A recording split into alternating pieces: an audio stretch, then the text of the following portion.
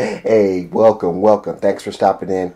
I really appreciate you watching my video. My name is Mark Johnson, and I'm here today to deliver you another movie review. The movie I'll be reviewing today is Candyman, a 2021 film release. It is directed by Nia DaCosta, written by Jordan Peele, Wim Rosenfeld, and Nia DaCosta.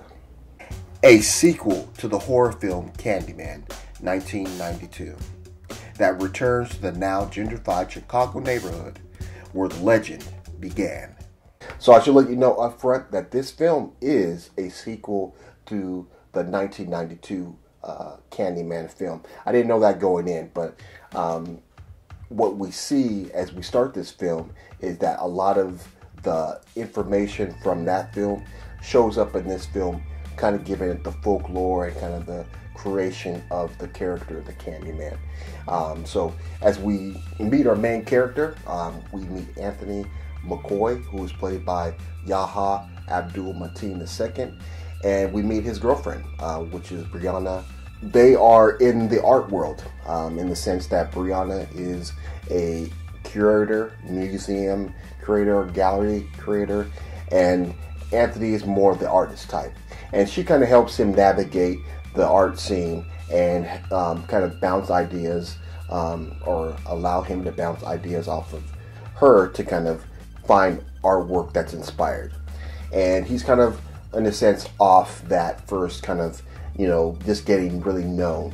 And so people know him for his current pieces, but he's now, in a sense, looking to the future for what he's going to be, his next great art pieces.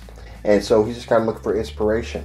And then one night, sitting around the couch with his girlfriend and some other friends drinking wine and telling, scary stories, he got inspired by this idea of Candyman. And so he goes back to the Cabrini Green projects in Chicago and goes just looking, just kind of looking for inspiration, being that he's heard this idea of the Candyman. And so he goes back to these projects and he's looking, taking pictures, and he's just trying to get information to kind of help inspire his next set of artwork. And through this process, he meets William Burke. And William Burke was a child at that time, and he remembers the stories of the Candyman, and so he shares it with Anthony, giving him, just kind of what he knew firsthand, in a sense. And this kind of further inspires Anthony to kind of dig deeper.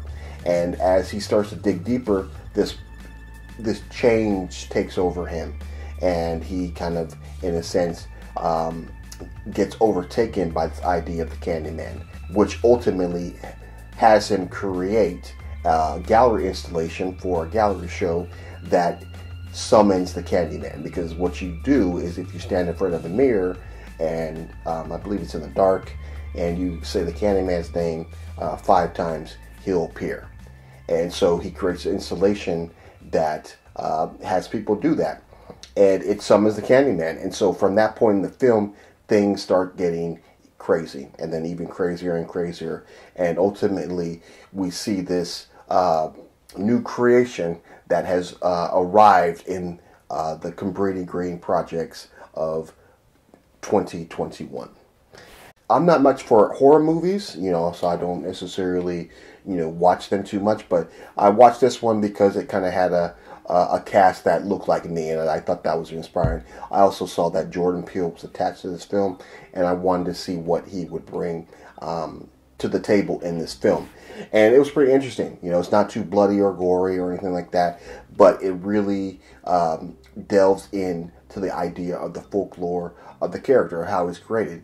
Even in the film, as they tell these stories from the past, they tell it in a very interesting way, in the sense that they use animation, which is created through like cutouts and shadows and light, and it just kind of adds another element to the film that I felt was pretty interesting. The length of the film, which is 1 hour and 31 minutes, it's pretty much nothing, but I think the amount of time that they had there to create the story or recreate the story for a new audience was very interesting, so I enjoyed that.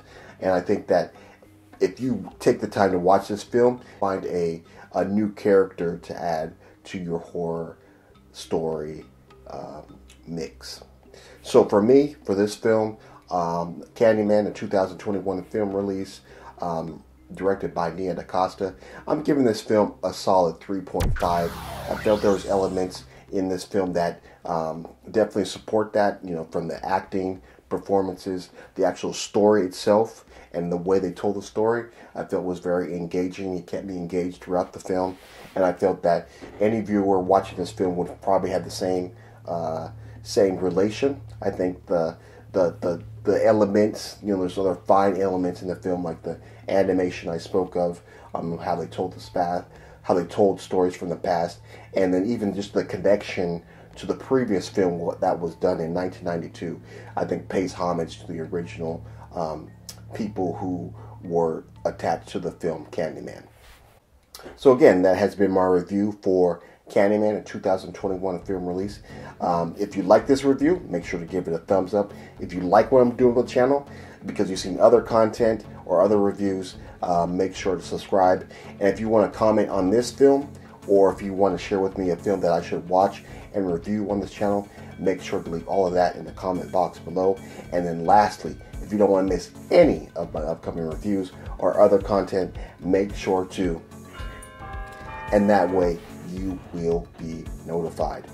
So again, that has been my review for Candyman, a 2021 film release, directed by Nia DaCosta, written by Jordan Peele, Wim Rosenfeld, and Nia DaCosta. I really appreciate you watching my video. Thank you. And like we always do at this time, have a blessed day. I will see you on the flip side. Let's go!